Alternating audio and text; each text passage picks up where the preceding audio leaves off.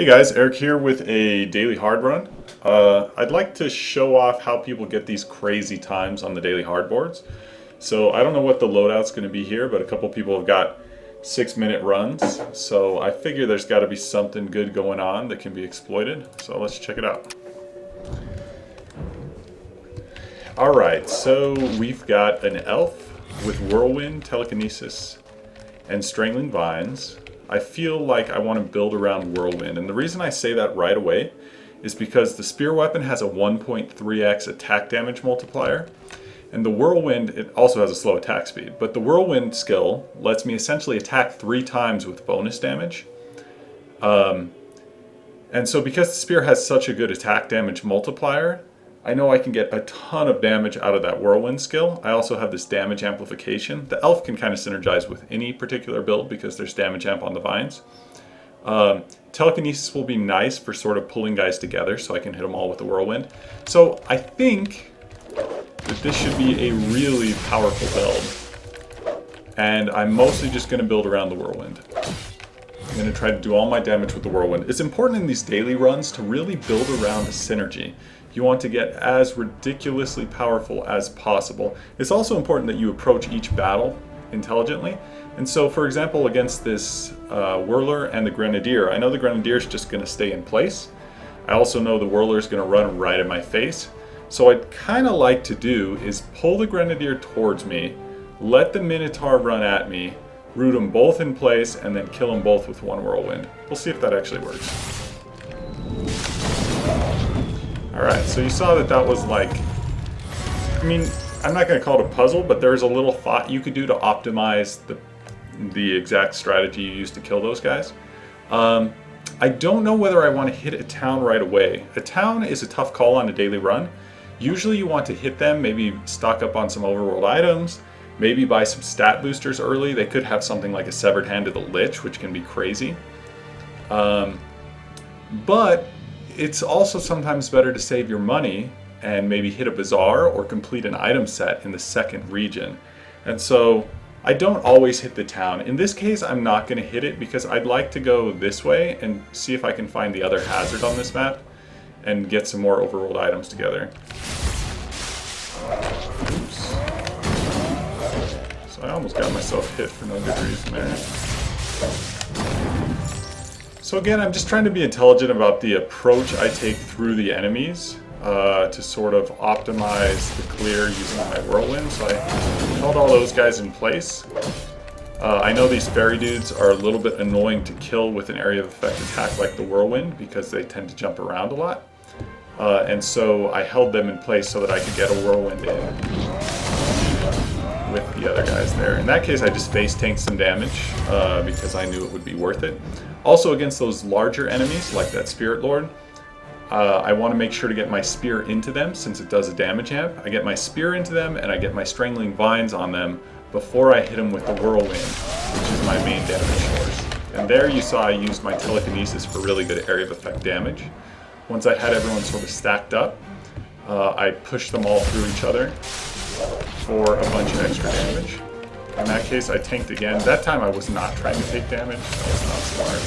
But I did pull that guy into me so I could kill him faster. All these little optimizations make a big difference in what your final time ends up being. So like this guy, I probably could have actually killed him before he gets off screen, which is an awesome way to optimize your time. Oh no, I just took damage that I didn't want to take. So now I have to be a little careful. I do want to kill this boss immediately so he can't summon too many buddies. I actually did a really poor job of that.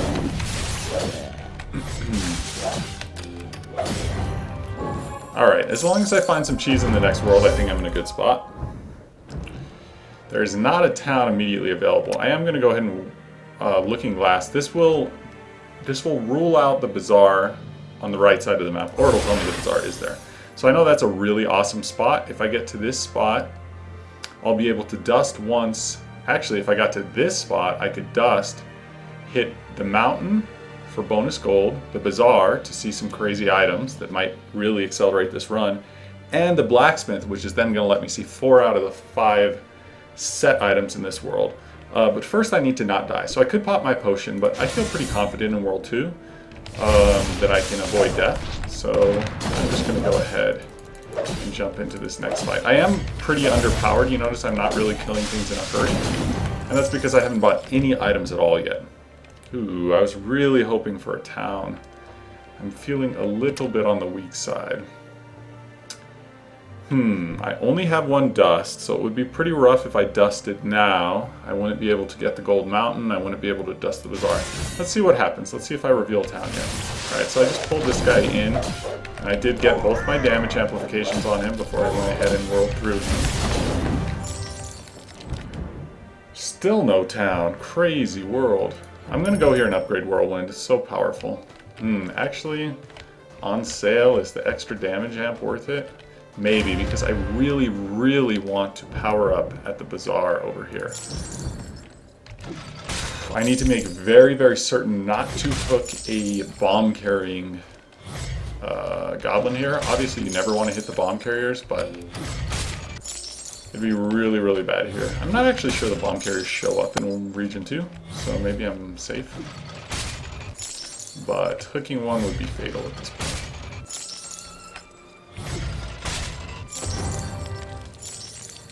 Okay, easy, perfect, clear. So rather than try to move to this position and pop the dust, I think I'm just going to pop it here. I'll hit the bazaar. Ah, jeez. The problem is I need to stay ahead of the shadow. So if I go up here and pop it, then I'm going to have a really awkward path. I'm going to have to hit the bazaar, loop around. By the time I get back down here, unless I use a warp stone. Is a warp stone the way to go? Maybe it is. Alright, let's try this. I don't think this is the optimal path, but... Alright, I'm just trying to stack these guys up a little bit. I'm not sure that was really the right way to do it. I do need to spear that necromancer. You notice I did not want him to walk up and raise the other necromancer. That would have been bad. Okay, so here's the money dust. I will go ahead and go this way. So I'm going to hit the gold first. Ooh, this is a really scary fight. I need to be careful not to get myself killed here. Oh, thought I just died. Luckily, I had a little more health than I thought, so I'm at exactly 10 HP. Not what I was trying to show here. It's pretty funky that I have not run into a town. I'm going to go ahead and heal. Pushed it too far, I think. Okay, so here's why people have crazy times today. Giant growth is an insane boost to a Whirlwind-based attack build. And the reason is, again, it has to do with this fact that I don't really care about the cooldown on my attack if I'm using Whirlwind. Because Whirlwind is 3 attacks, regardless of what my cooldown reduction is, regardless of what my attack speed is. It's just 3 attacks with whatever my damage is. Meanwhile, the Elixir of Giant Growth gives me a double attack damage boost, but at the cost of it's harder to dodge and I have a slower attack. So normally it's not an obvious super big win, but with Whirlwind it is. Not only am I hitting twice as hard with each of those 3 Whirlwind strikes, but I actually have a bigger body, so my Whirlwind AoE is bigger. So that's an insane boost. And so now I've got the Spiked Flail on sale, which is absolutely insane. That's going to give me essentially 130 damage because it's being doubled by the craziness of the Giant Growth Potion. So all of a sudden you see my attack damage is 428. And so now the only question is, do I pick up Halloran as my god, or do I go with the Crystal Skull, which is going to give me a bunch more skill power? Skill power will increase the effectiveness of this Whirlwind. I think I actually want to go with Halloran though, and the reason is because both attack damage and skill power are useful to the Whirlwind. It's going to boost how hard I hit my base damage that gets multiplied by Whirlwind, but it's also going to boost that attack damage percentage multiplier. That percentage multiplier will only scale up half as quickly with skill mastery as it does with attack damage, but still, skill power and attack damage together, that's pretty good. And so I'm going to get stacks of Halloran's Blessing, which are providing even more attack damage and skill power. So I think I'm in pretty insane position now. I won't have enough money, unfortunately, to start a set. But I think I'll check what sets are in the world, and what that'll do is it'll tell me whether I ever want to try to complete a set in this world. And so Pyrion's Chest is actually on sale. I could start that set. None of these sets are particularly synergistic with Whirlwind. They'd all be fine. but I don't really need any of them. I don't think I need the Pyrrhion's Chest. I think I'm just going to be instantly destroying everything with this crazy, crazy Whirlwind build. So now my goal is basically just to stack guys up so that I can kill them with one hit. If guys are stacked together, and if I keep this Halloran Blessing ×3 by not getting hit, I'm going to nearly instantly blow everything up. So you see, even this boss, I basically one-shot it. That's crazy. So I can definitely see how people put up some pretty ridiculous times on this particular daily. I'm going to hit the town and just hope for like warp stones. Normally I'd pick up that Fury necklace, but in this case it's not really worth it. Cooldown reduction's a tough one. Of course it would be better, it would be great if I could spam off my vines and especially my Whirlwind more often. But I think in reality a lot of these fights are just going to be over the first time I Whirlwind. So it's kind of a big question of whether, I guess if the enemies are spread, I'm going to need a second Whirlwind. So I'll go ahead and pick up the cooldown reduction. I could clear this temple just to gain a little more favor with my god of choice. I want to make sure not to get hit by these little dudes. Normally, I would just say, who cares if they hit me a little bit, but I've got this Halloran Blessing, which is based on flawless clears. Alright, I'm going to go this way, even though it's less efficient, and I'll explain why in a second. Basically, by pathing in this direction, I'm going to be able to backtrack over myself and not fight. Normally you want to fight a lot early in the game to stack up some extra gold that's going to let you power up. But in this case I don't actually care about that, and the reason, a little bit wasteful there, the reason is I am so insanely overpowered from that combination of items I just got. I'm just going to power up my Whirlwind. And then I'm just going to beeline it for the boss, basically. So I'm actually going to go through the jeweler intentionally, even though I don't have any money to buy stuff. I am going to clear Halloran. I'm going to try to get him to rank 2. And this fight might be a little annoying because I have to make sure not to blow up his temple, which I'll probably do in a single Whirlwind. Because again, this build is just absolutely ridiculously overpowered at this point. But I am just beelining for the boss. The only tricky bit is I want to continuously flawless clear so that I don't lose this stack. And again, that's Halloran's Blessing. He'll heal you after battles if you're hurt, but if you're not hurt, you keep getting these stacks of attack damage and skill power, and both of those are basically boosting up the effectiveness of my Whirlwind. So I would like the Severed Hand of the Lich, but it's kind of overkill. The question is, do I pick up Looking Glasses? Do I pick up Dust? Normally I'd pick up Dust since I don't have any, but again, I think I'm like strong enough to just totally finish this run. I don't even think I need to worry. So I used my stun there to make sure he didn't hit me. Jesus, build is completely crazy. So I sequenced my abilities for maximum damage. I threw my Spear in first, which does a damage amp. Actually, I could have Strangling Vines first, but Spear has better range. So Strangling Vines into Spear Throw, insane damage Whirlwind, and then I immediately grip them with Telekinesis. I will go ahead and clear Furor, and the reason I'm going to do that is because it'll give me one more favor with Halloran, and I'm currently 2 favor away from rank 2, which is going to be a big boost in how much skill power and attack damage I'm getting from this Blessing ×3. I will go ahead and hit the town, hopefully pick up... This is actually a tough one. Which of these is more effective? The cooldown reduction helps, the attack damage helps. They're both pretty darn good in their own way. I think since my skill power is so low, overall this will probably do more for me. Notice I'm going to go from 199% attack damage multiplier to 213%. So it wasn't a big swing, but it wasn't irrelevant either. So another Halloran Temple. Again, if I don't break it, that's going to be really good for my skill mastery. You notice I'm not instantly destroying everything anymore, but I'm still killing it real fast. Alright, so I almost got rank 3 with Halloran, which would be pretty crazy. I think I just want to rush towards the boss. So let's see what's up here. Okay, so this will give me rank 3 of Halloran if I blow this guy up. So I'm trying to be real careful about how I sort of weave my way into these fights to avoid taking damage. But then once I have wove my way in, I can just blow things up instantly. It'll be really hard to flawless clear this because I'm so big. But I can pull this guy next to me. So that's a neat thing I can do. Oh no, I just barely got clipped.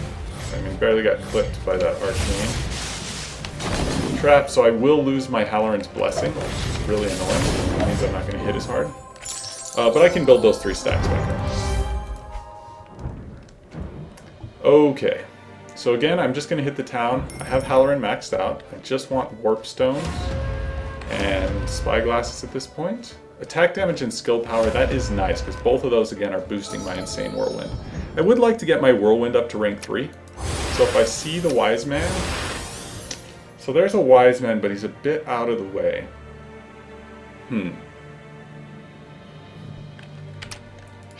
I think I'll just ignore him. I'll just go straight to the boss. It would be great to get Whirlwind up to rank 3 here.